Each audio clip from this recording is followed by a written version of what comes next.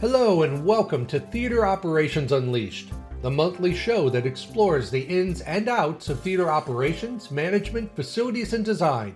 I'm your host, Raymond Kent.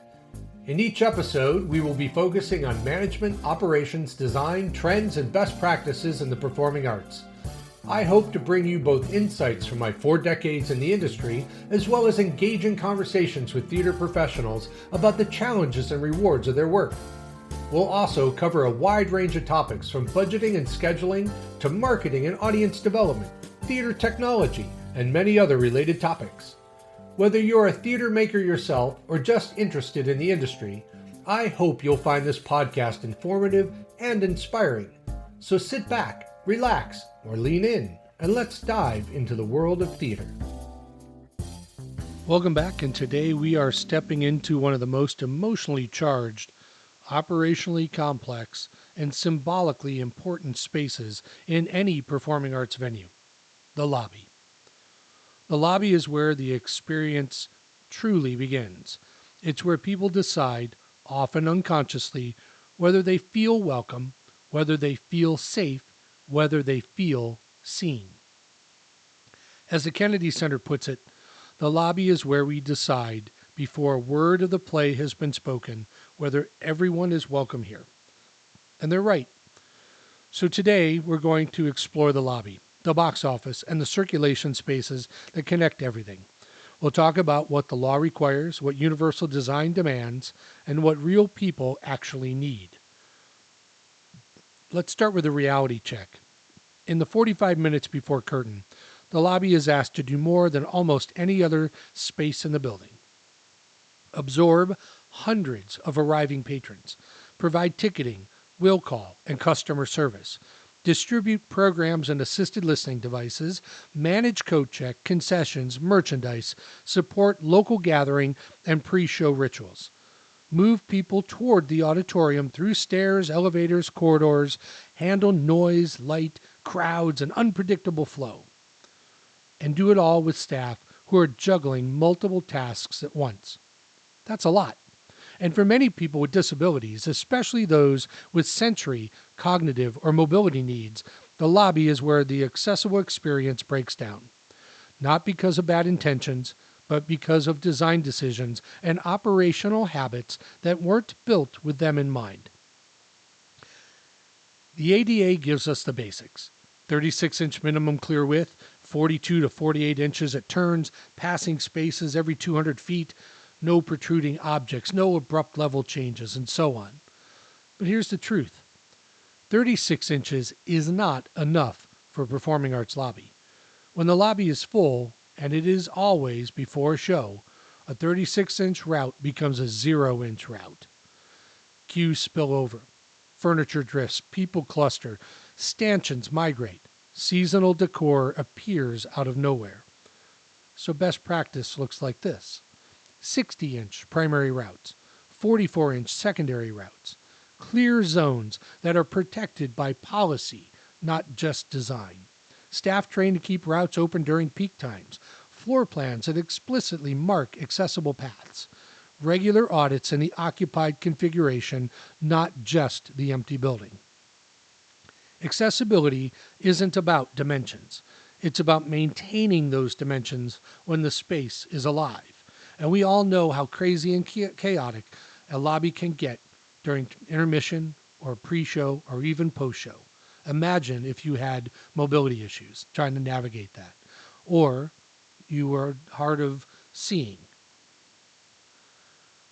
Multi-level lobbies are beautiful, complicated. The ADA requires an accessible route at every level, but the law doesn't guarantee dignity. Elevators must be independently usable, be clearly visible, have adequate maneuvering space, have controls within reach, have braille and tactile characters, have reliable service. But here's the issue. One elevator is not enough for a performing arts venue. Why? Because when it breaks, and elevators do break, the entire upper level becomes inaccessible. And even when it works, peak arrival times can overwhelm a single elevator. Best practice, provide redundancy when possible. Staff elevators during peak times. Manage queues proactively. Communicate clearly when delays occur. Never hide the elevator in a service corridor. Platform lifts are another thing.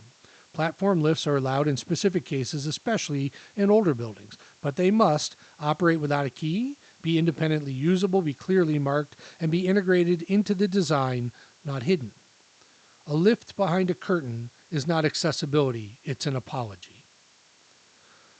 Doors are one of the most common accessibility failures within a performing arts building. The ADA requires 32-inch clear opening, proper maneuvering clearance, 5-pound maximum opening force, hardware operable without tight grasping or twisting. But in practice, we see heavy doors, narrow vestibules, recessed alcoves, door closers set too tight, and double doors where only one leaf opens. So how can we overcome that? Well, we can have automated door openers everywhere, at the main lobby, at the lobby to auditorium doors, at any door in the accessible route. Not just accessible, it's convenient for everybody. Imagine trying to carry a young child through with your hands full while you're also holding the hand of another young child or trying to carry concessions in. If you have a door that's easy to open, it makes life a little bit easier for everybody. Now let's talk about the box office. This is where access begins or ends. The box office is often the first point of human interaction. It's where accessibility can shine or it can fail. Counter height is usually where we see the biggest issue. ADA requires 36-inch high accessible counter, 30 to 48-inch clear floor space, and an equivalent service. But here's the problem. Many venues put the accessible counter at the far end of the box office, away from any of the staffed positions. That means wheelchair users have to call out for service. Staff have to walk over. The interaction becomes special instead of equal. So what do? We can integrate accessible counter height into every staffed position. Provide adjustable height counters where possible. Train staff to serve patrons at the accessible segment as the default. Communication access is another one for deaf and hard of hearing patrons. Provide visual displays showing seat locations and totals. Why not offer text-based communication options? Ensure that the website and ticketing platform are accessible. Train staff in basic communication etiquette. The box office should feel like a welcome desk, not a barrier. Concessions is another one, and hospitality, and access to the social experience that these people that are coming to your venue want and need. Not just people with disabilities, but everybody.